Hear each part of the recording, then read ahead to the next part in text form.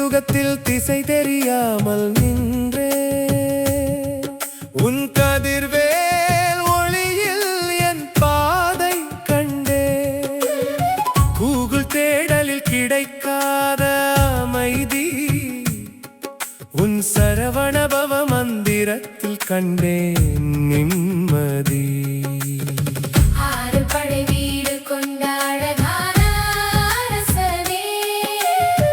ஏறுமையில் ஏறி வரும் இளைய குமரனே, நெற்றியில் திருநீரு நெஞ்சத்தில் உன் பேரு, உன்னையன்றி எனக்கு இனி ஏதுவே.